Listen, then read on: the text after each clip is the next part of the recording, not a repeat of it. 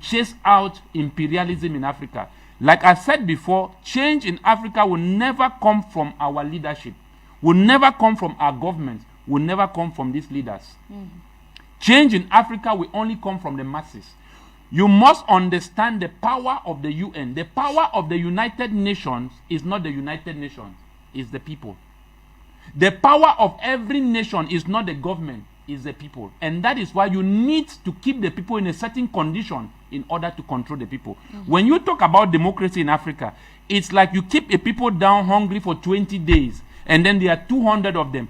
Put a plate of food in front of them. You realize that each of them will come out from 200 different angles fighting one thing. So to bring democracy to an underdeveloped people is an abuse of democracy, and that is the birth of tribalism in Africa. And they know that. That's why they did it intentionally. And they are imposing on Africans to use democracy, because they understand that each time you call out for an election, the people will always come out in divided ranks, because they are underdeveloped and they are poor people. So you can always control them because you know their condition, that they have lived in abject poverty, like the UN gives statistics of lesser than $1 a day. How can you not control a population like that? So we don't need that structure in Africa, which exposes the vulnerability and the damage in which the imperialist has caused in Africa. We need such system to change. So my advice, like I keep saying, to Mamadi Goita,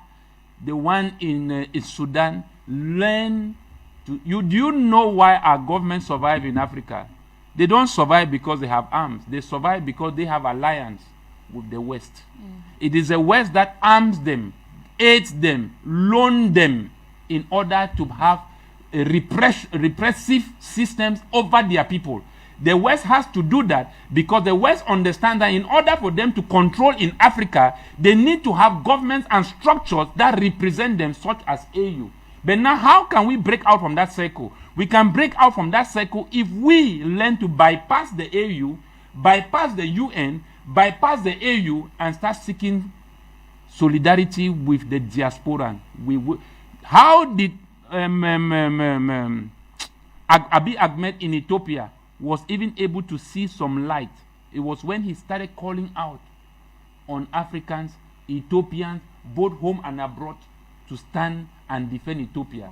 Did you see the international riot and protest that came out from Africans worldwide? It was enormous. What I'm saying here is that until Africa will learn to establish that link, which was broken down intentionally by the evil one or the children of the devil, if we do not, the curse will still remain upon the heads of Africans, because they have refused to acknowledge the reconciliation with their brothers and sisters who are in the diaspora. And they are like the prodigal son. When they come back home, they will be the heirs. They are the only one breed of Africans that are capable enough to send out the imperialists. Because, like I said, how do we need the IMF? We needed the IMF because we are disunited. If we were united, we'd have our own monetary fund. We are self-sufficient. What is the value of money, or what makes currency? What makes currency is value. We have value. Why then do we go and take paper, printed papers, from the United Nations, and from the IMF and the World Bank, and then we take value in exchange for printed paper? It's only because we are divided.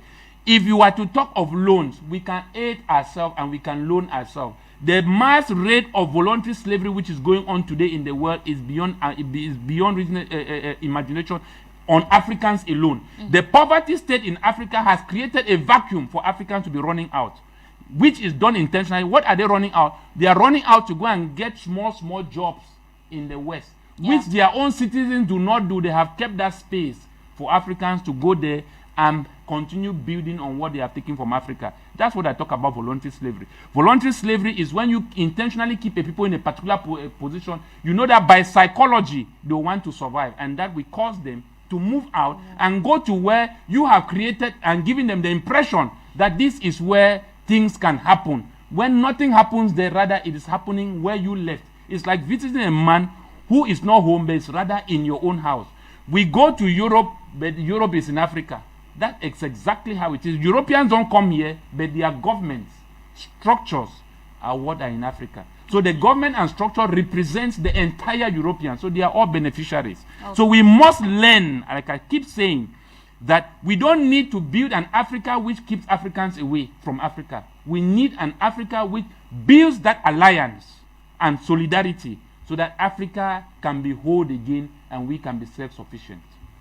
Thank you very much, Mr. Andrew Atem A. Bako, Pan-Africanist and political analyst. Thank you for your analysis on today's show. Thank you. Thank you, televiewers, for staying with